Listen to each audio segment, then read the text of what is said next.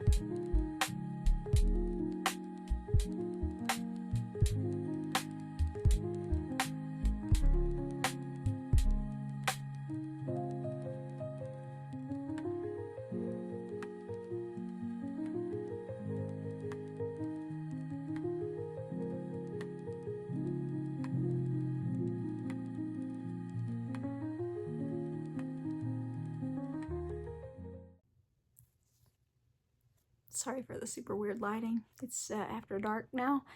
I've been reading for a while. I'm on page 305 at this point, chapter 8. So the chapters are long, but they're broken it into like little sections, so they don't seem so long, if that makes sense. So there'll be like chapter 8, part 1, whatever. A lot has happened. The little friend group has formed, and I'm learning about the individual characters, and also, you know, they all have their very unique personalities, and I love that. I'm growing very attached to these characters. I love them, and they're just a little group. They're just kind of this little group of misfits, and I just love that so much. Also, I have a little theory about Pennywise, about the clown. And I don't know if I don't think it's a spoiler to say my theory.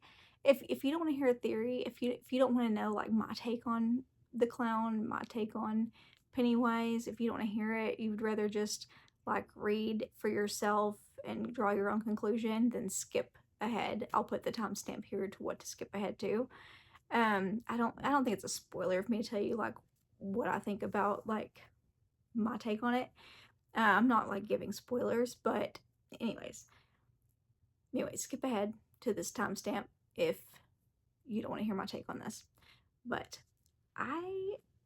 what I get out of it, based on when Pennywise pops up and the circumstances surrounding Pennywise and just like when he pops up in the story, I really think Pennywise represents what like fears, or like whatever the kids are afraid of, because I won't tell you exactly why, because that might be spoilery, but at first I was like, maybe Pennywise maybe represents like bullies or whatever, but then I started realizing, oh no, he represents a lot of different things. And wait, maybe because of actually it's like whatever the kids are afraid of, like whatever the individual kid is afraid of, that's kind of what he represents at that time. So I kind of think he just represents fears, like whatever thing that child is afraid of, that's what he represents. So that is my take on it. If you've read it, let me know if that's what you get out of it, but the more I'm reading it, the more that's what I'm getting from it. And I kind of thought that at the very beginning, like I didn't exactly think that, but I just thought because Georgie was afraid to go into the cellar, was it? And then whenever he went to the, whenever the boat went into the drain, he was smelling. He said the drain smelled like cellar and the carnival, and it, so it like that part represented also what he was afraid of. He was afraid of the cellar, and then it smelled like the cellar. So even looking back, even that part represented Georgie's fears too. So anyways, that's my take. A lot has happened. I love the little friend group. I love their personalities. I love getting to know them so much. I'm getting so attached to these characters. I feel like I'm going to regret it. But I am really loving just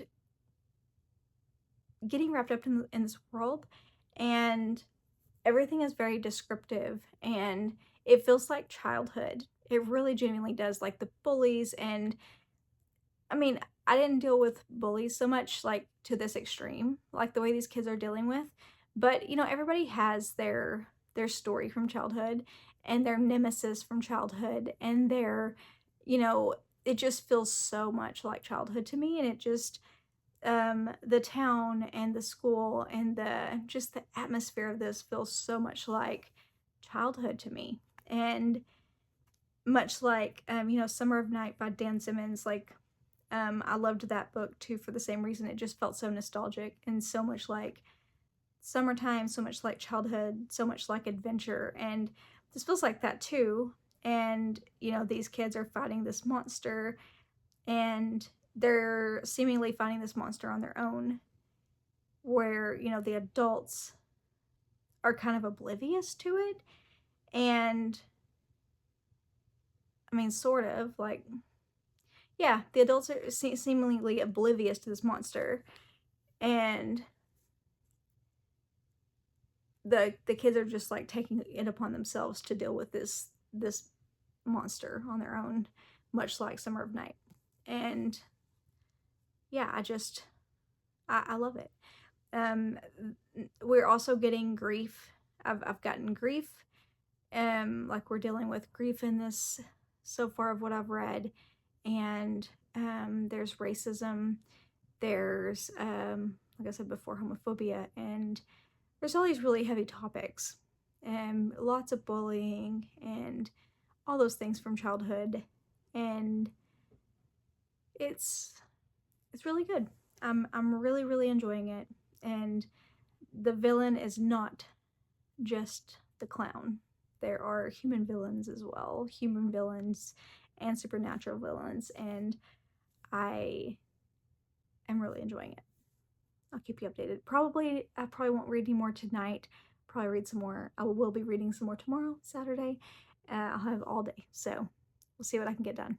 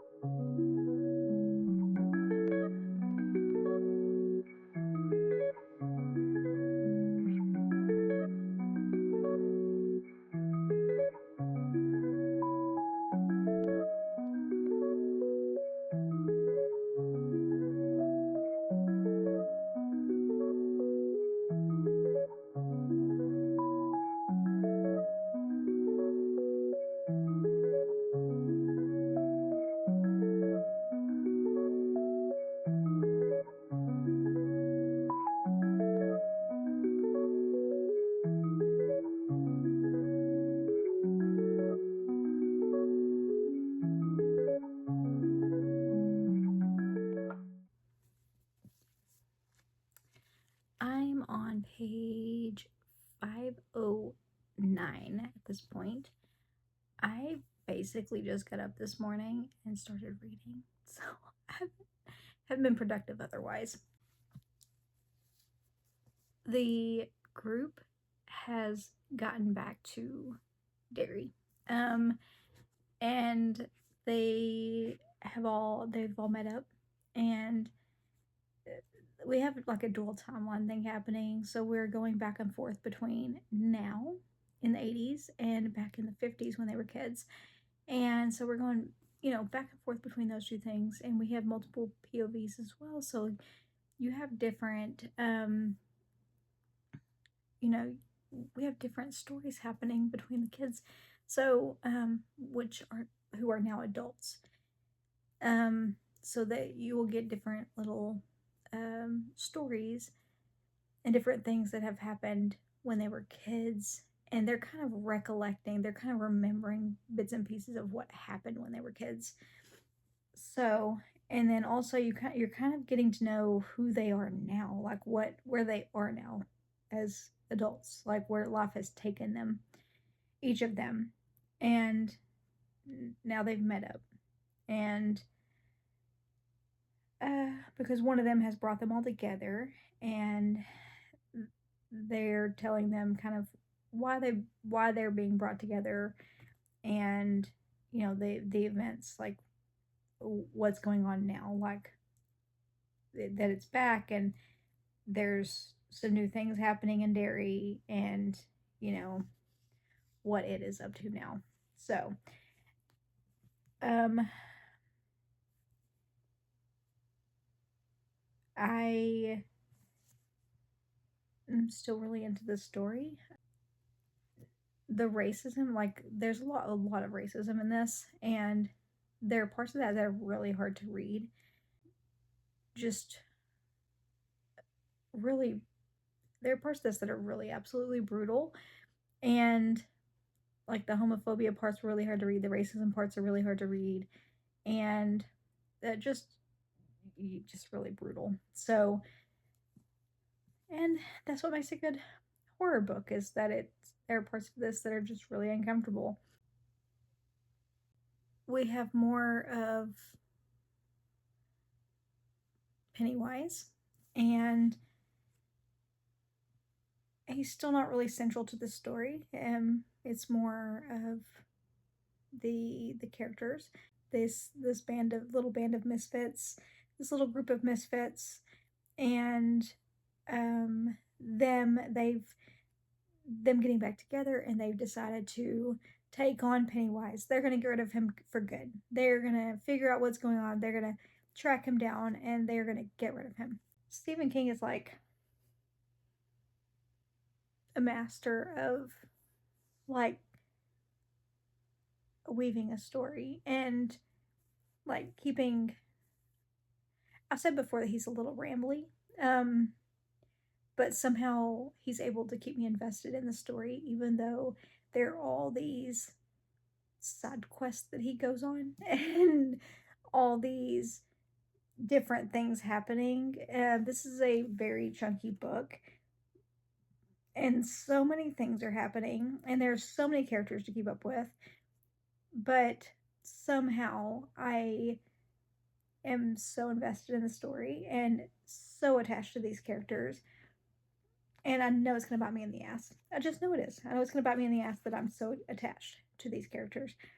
I love it. I absolutely, I'm really into it, and just I love that we're not getting everything all at once, that it's kind of going back and forth, and it's kind of not linear either. It's not like a linear, it's kind of giving it to you like, we'll get a little bit and then we'll go back, and we'll get a little bit and we'll go back, and it's like you're just getting little bits and pieces, and I kind of like that we're not getting the full story right away.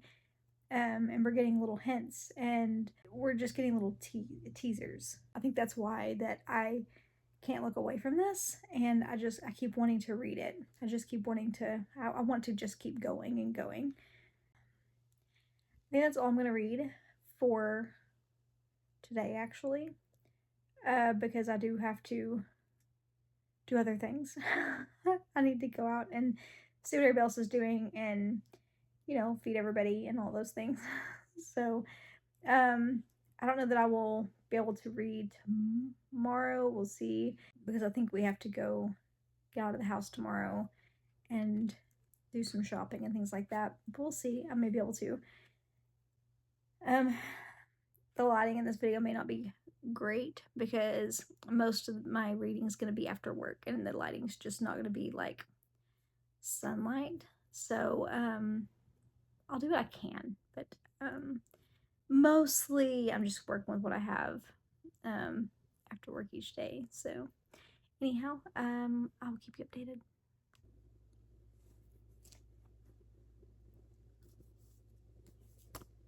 Okay, I just got home from work. Didn't do a great job about actually vlogging my reading, but I am on page 700. I'm on page 700 now. And, okay, so lots of things are going on. We got the POV of like, we kind of got a view of where one of the main bullies from childhood, where he is now, kind of got, some things about what, like I said, it's kind of dual timeline. So we got some of what happened back then with that bully, also where he is now, and this wild thing, like he actually had a run-in with a clown as well, and that's all I'll say about that. We have a lot of things happening. We have a lot of characters to keep up with, but it's not confusing. Like I'm not having a hard time keeping up with the different characters. There are a lot of different elements coming together at one time and a lot of different things happening, and I'm really curious how it's all going to come together. Also, the past and present are coming together in really interesting ways. They're also let's see, I'm trying to remember all this that happened within the last few chapters since last time I updated you. The bullying really escalated, and something like lots of really crappy things happened with that, because you know, bullying is a really big theme in this, and so that really took pretty terrible turns. And you know, I mentioned before, the kids as adults now were trying to remember, like trying to recollect everything that had happened, because they had forgotten everything that had happened as kids, so they were trying to remember everything. And so there was a lot of like them trying to recollect everything. And the clown, Pennywise, has become more of a presence in the book, much bigger presence in the book. There's that. He's making a lot more appearances now. Also, there was a really epic, really huge scene between the Losers Club and the bullies. Sorry if you can hear Eddie. He's like, I don't know what he's doing. But there was like, in that scene, it was like my favorite scene of the book so far, and I love it. It was such an epic, on the edge of my seat, heart pumping scene.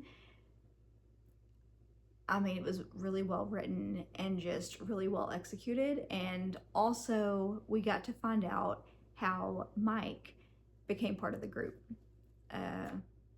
which was really cool. Because you know, in the first part, like the first half of the book, we found how the other kids got together as friends, and so now Mike has joined the group, so that was really cool. It was really cool to see how he became part of the group, and it's like their group is now complete, and I just love that. And I think he was a really great addition to the group. So a lot has happened, but there's not a lot that I could tell you about between the last update and now, because I don't want to give spoilers, and there's like a whole landmine of spoilers between those pages, so there's not a lot I could say about that. But just, it's been very action-packed between the last update and now, and I just can't put it down at this point, because I have got to know how all of this is going to come together. And there's so many villains that I didn't expect. Like, when you hear about it, you just know about Pennywise. Like, that's all that I've ever known about the villains, was Pennywise. But there are so many more villains than just the clown in the book, and I'm really curious how this plays out at this point, so I will keep you updated.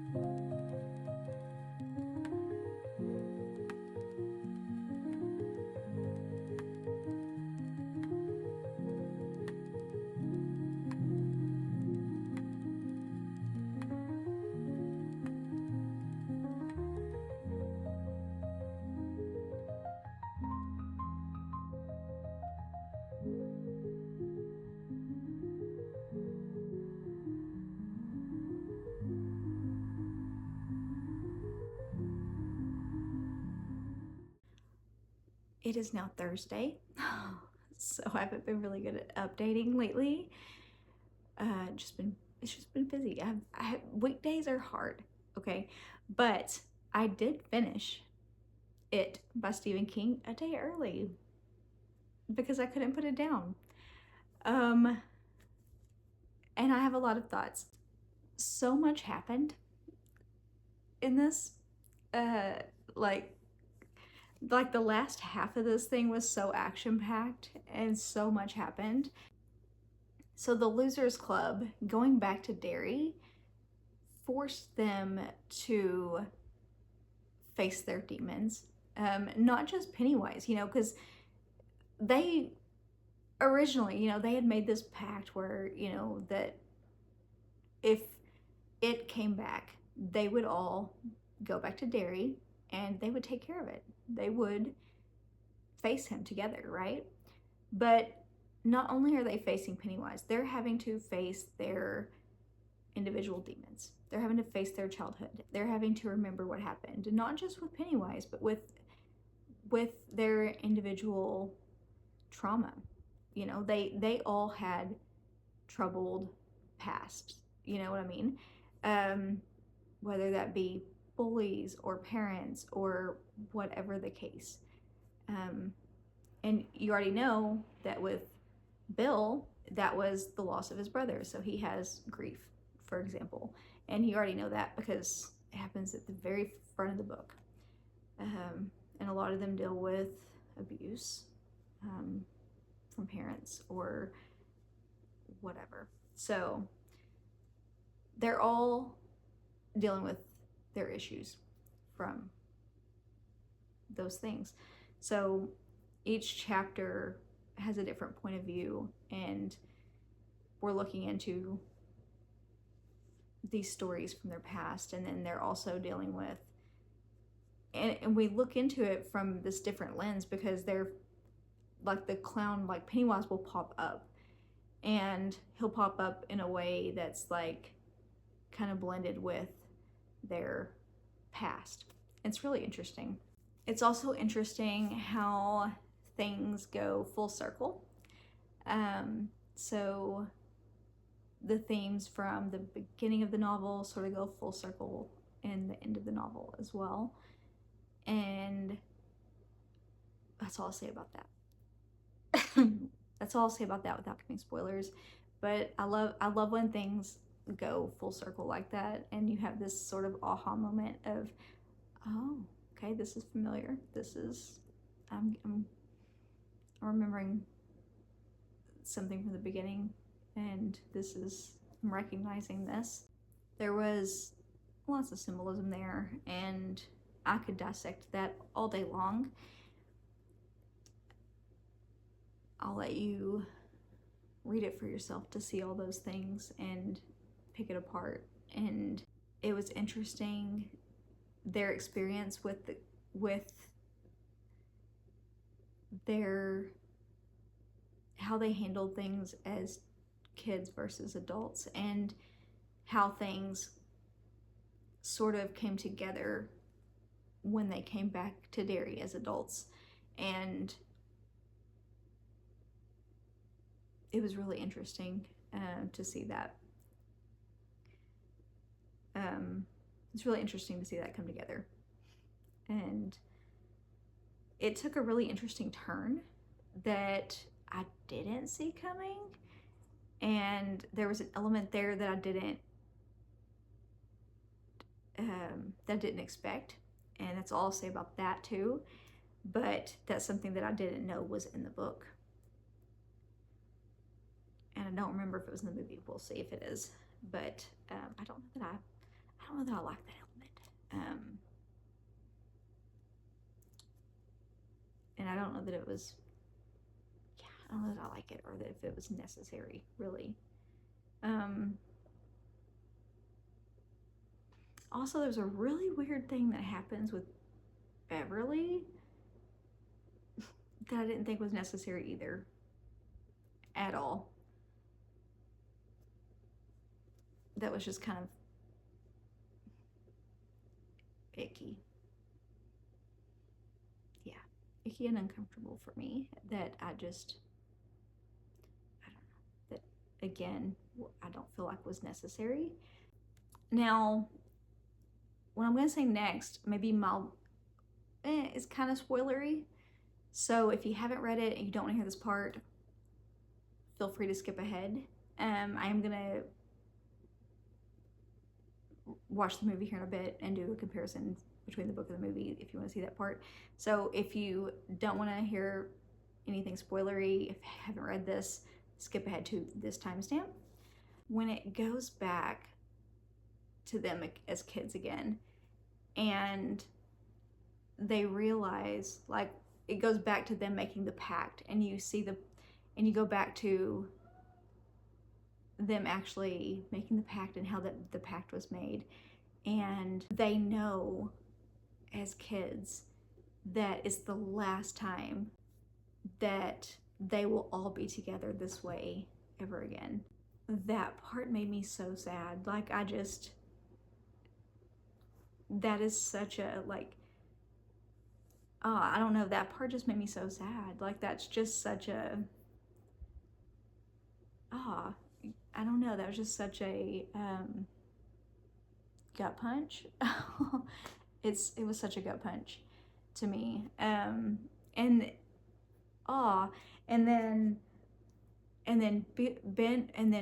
Ben realizes as an adult that they really did never get together ever again. Not all 7 of them. So yeah, that was really sad. It was really, really sad. And it's kind of like how as kids you take childhood for granted, and how you take friendships for granted, and how often we lose friends over time. We lose track of people. We don't realize, we lose track of people over distance and getting busy, and just, we lose track of people because we move apart, we get jobs, we go to different colleges, we have kids, we get married, we do all these things, and we lose track of people, and we take for granted that time as kids when we we were able to play and just go to school and spend time together, and we just take that time for granted. And that part just was such a realization of that, and you feel that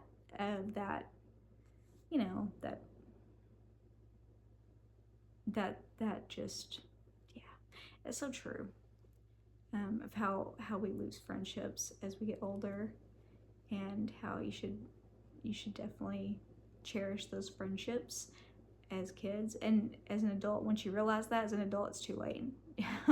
It's too late.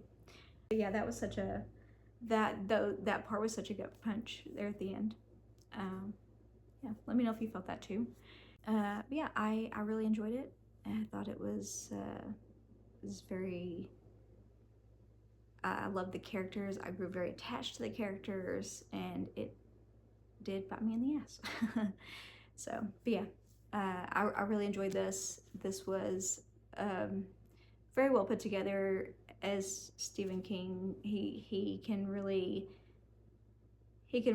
weave a story, and just the characters were so well developed. Every single one of them, even side characters, were so well developed, and he just can weave this tale, and there were no holes left as far as I could tell. Like everything was just tied together, and it was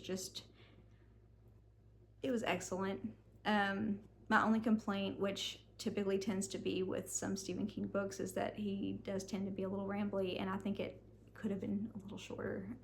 I don't know that all of this needed to be here, and but it was really good. I would definitely read it again, honestly. This is one that I would reread. It's a nice summary coming of age story, and with a truly scary villain or villains, and I really loved it. So next, I'm gonna watch the movie tonight, and I'll do a little comparison between the book and the movie. So stick around. Ooh.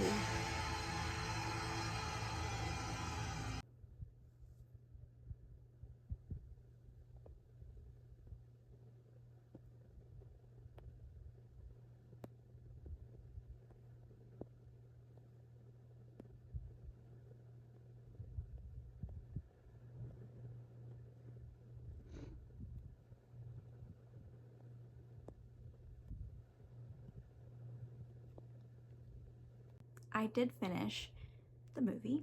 I watched the original one from the 90s, and I don't remember it being that long. It was longer than I remember. I eventually do want to watch like the newer ones, just so I could see like what the differences are and how they also compare to the book. But for the purposes of this one, I just want to do the original one, because you know that's the way it was intended, and that's the way that I always prefer to do the original when I'm doing comparisons to the movie. And yeah, so anyhow, my take on it. So all the major characters are there. Much like the book, you have the dual timeline. You have the where you have the Losers Club as kids and as adults. You have where they are brought back together as adults to face it, and you have where the adults are trying to remember what happened when they were kids. And you know, you have all the like the flashbacks from when they were kids. You know, the adults are having, you know, the flashbacks. So it maintains the structure of the book in that way, and I thought that was smart to keep that structure, because that was such a big part of the book. What you kind of lose with the movie is that the book, I mean, because you have to think about it, the book is like 1,100 pages. So the book is able to kind of give you more of a history of Derry, of the town, and also more of a history on Pennywise. You don't get a huge history on Pennywise, but you do get more of a history on Pennywise and on Derry. And you kind of lose some of that with the movie, because you only have so much space there. And also in the book, you get more of a feel for Derry. You get more of that atmosphere, and you get more of that, just that nostalgic feeling of summer. And you also get more of that, just that setting, you know what I mean? Like you just feel the setting, and you're immersed in the setting, and you don't get as much of that in the movie, because you don't get that build up and that, just that. In the book, Stephen King did a really great job of really setting the scene and taking the time with that, and just really laying the groundwork on creating this whole world of Derry, and you don't get that as much in the movie.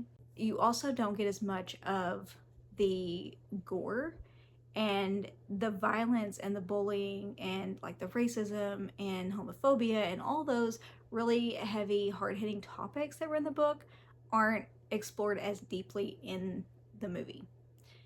I mean, they're explored a little, but they're not near as violent and gory and dark as they were in the book. So, you know, you kind of lose some of that as well, and that's what makes the book, to me, so much more horror leaning. I mean, yeah, the movie is horror, but it's not as horrific as the book, because the book, that's what makes the book so uncomfortable to read, and so, you know, eerie and so just hard-hitting is because those topics are explored, you know, and that's what makes horror, is because it's supposed to be uncomfortable, it's supposed to be unsettling, and you lose some of that in the movie because they're not able to explore that as deeply. There's also something, you know, remember I told you it takes a weird turn in the book that I wasn't sure I didn't expect it, and two, I don't know if I liked the turn it took, and it kind of took a cosmic horror turn, and that's all I'll say about that. And the movie didn't explore that like at all. So it just like left it out completely, and I wasn't sure if it was gonna get into that or not, and it just decided to completely not. I don't know why, because it was such a major part of the book, so I'm surprised that it left it out. Another thing in the movie is that Pennywise is more of a character. I mean, yeah, he's in the book, but the friendships and the main characters in the book are more of they're more of the plot in the book than Pennywise is. Like, you know, to me, I told you that it was more about their fears. It was more about, you know, I told you that it was more about their character development. It was more about their friendship. It was more about their growing up, and it was more about those things than it was about Pennywise in the book. I mean, yeah, he does make appearances, but that really wasn't the main focus, whereas in the movie he took more of a center stage. Another thing in the book, Pennywise takes more forms in the book, whereas in the movie he really just stays a clown, and in the book he takes multiple different forms. Another thing I mentioned before was that there was a scene in the book that I really didn't care for involving Beverly. It was really just, I felt unnecessary, and they leave that scene out in the movie, and I was kind of glad of that. I didn't like it in the book at all. I really hated it, and I just felt it unnecessary. It really made me uncomfortable, and they just completely left it out of the movie. I was really glad for that, actually. Another thing that you kind of miss in the movie is the characters, you know, like, you don't get to know the characters as well. You don't get as attached to the characters as you do in the book. Because in the book, I grew so attached to these characters. I really got to know them. I knew them like they were my own friends, I felt like, because even the side characters you get to know. You get to know them so well, and that's just where Stephen King is so masterful, that he can make you grow so attached to the characters. And like I said, even Georgie, who I only got to know through a few pages, I was so attached to him. And that's just where Stephen King is just a master of his craft, is that he can make you grow so attached in just a few short pages.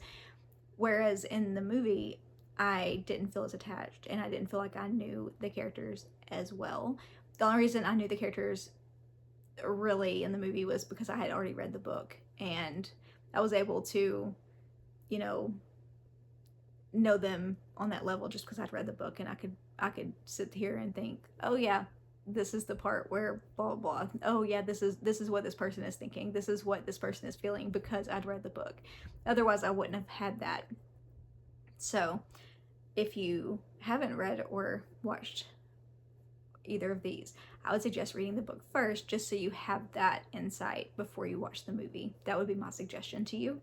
I think Tim Curry did an amazing job on Pennywise in the movie. I think the clown was hella creepy. He was very, very creepy, and I can see why the movie was such a big hit.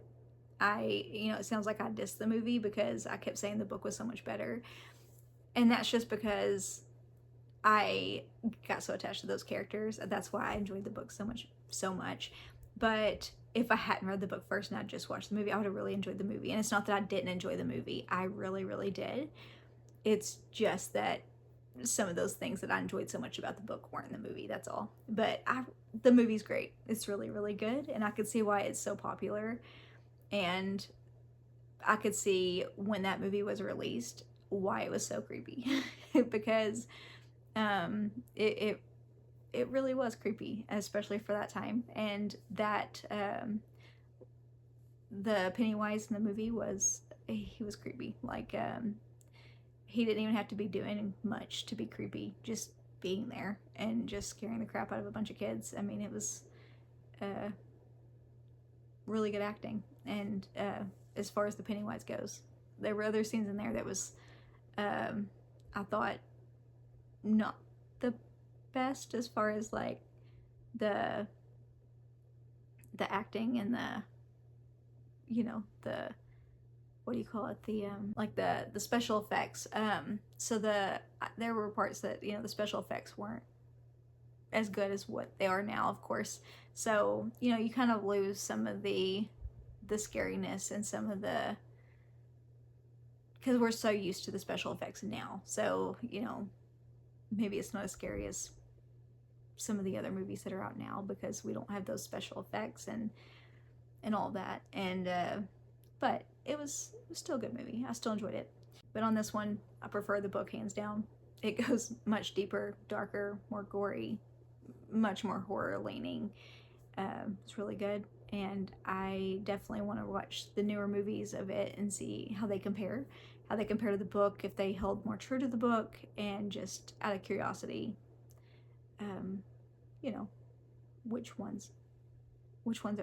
is better of the It movies. Let me know down in the comments if you've read or watched It by Stephen King, and also if you have watched any of the movies, which one is the best one in your opinion. I'm super curious.